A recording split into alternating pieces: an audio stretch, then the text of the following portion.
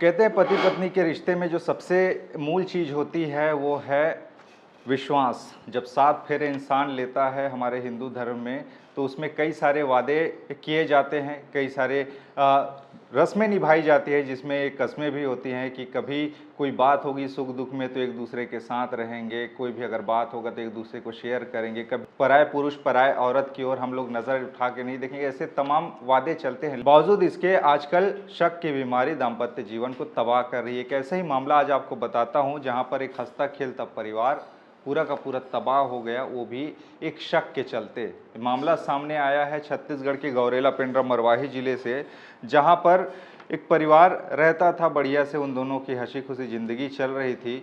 56 साल और 55 साल पति पत्नी के उम्र रहे और दोनों की ज़िंदगी ठीक ठाक चल रही थी, लेकिन पति को कुछ ठीक नहीं लगता था अपनी पत्नी को लेकर। उसके मन में हमेशा एक कसक रहता था कि कहीं मेरी पत्नी दूसरे से तो बात नहीं करती, दूसरे मर्द के साथ में तो संपर्क मेरी पत्नी का नहीं है, ऐसा करके। और धीरे धीरे वो अपने मन की बात को मुंह में ला के पत्नी के सामने रखता भी है कि कहीं तुम्हारे दूसरे के साथ अफेयर तो नहीं, इधर उधर जाती हो, दूसरे के साथ बातचीत करती हो क्या, ऐसे वैसे करके। और इसी को लेकर पत्नी भी ये बात सुनकर थोड़ा सा आहत हो जाती है कि मैं ज़िंदगी भर इन्हीं के साथ रही, अब इतने साल बाद में फिर मुझे ही शक की नज़र से देख रहे हैं, पति मुझ पर मेरे विश्वास नहीं कर रहा, तो मैं क्या करूं, कहां जाऊं, ऐसे करके। और इसी को लेकर दोनों के बीच में लड़ाई झगड़े होते थे। ये मामला जो मैं आपको बता रहा हूँ गौरेला पेंड्रा मरवाही जिले के मरवाही थाना क्षेत्र अंतर्गत बघर्रा नाम के गांव का है, जहां पर ये मामला सामने आया है। जहां 56 वर्ष के गोरेलालपुरी नाम का एक पुरुष और उसकी पत्नी देव कुंवर पुरी 55 वर्ष की, दोनों साथ में रहा करते थे। लेकिन दोनों के बीच में शक की बीमारी का एक ऐसा मकड़ जाल फैला कि पति को आए दिन शक होता था। पत्नी कहीं बाजार भी चली जाती तो उसको शक की नज़र से देखता, कहीं मेरी पत्नी किसी दूसरे से बात तो नहीं कर रही है। किसी दूसरे के घर में अगर किसी कार्यक्रम में शामिल होने चली जाती तो पति को शक होता कि मेरी पत्नी कहीं वहाँ जाकर तो किसी से बातचीत नहीं करी, ऐसे करते करते। और उसी को लेकर जब वो आती घर में तो वो आए दिन लड़ाई झगड़ा करता कि तुम दूसरे से बात करती हो। पत्नी इस चीज़ को लेकर परेशान थी।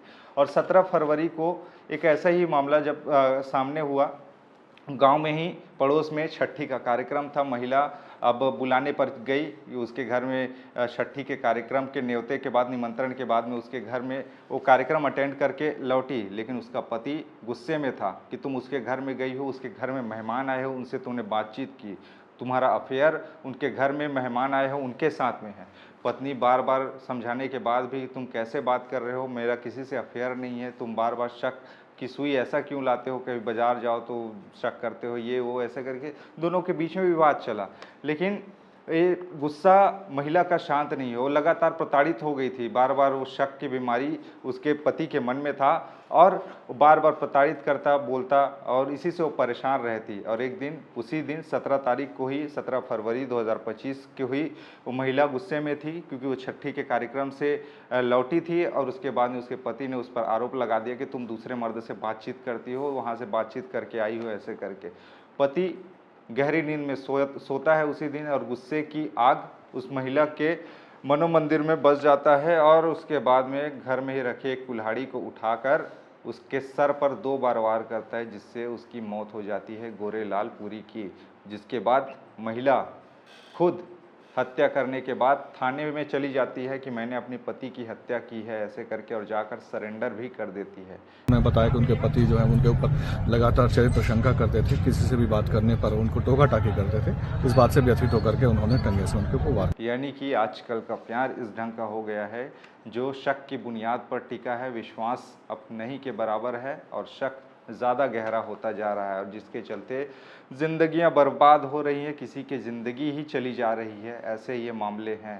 खैर, आप क्या सोचते हैं ऐसे मामलों को लेकर, इस बारे में आपकी राय क्या है, नीचे कमेंट में बताइएगा। खबरें और भी जिसके लिए बने रहिए छत्तीसगढ़ के साथ में। नमस्कार।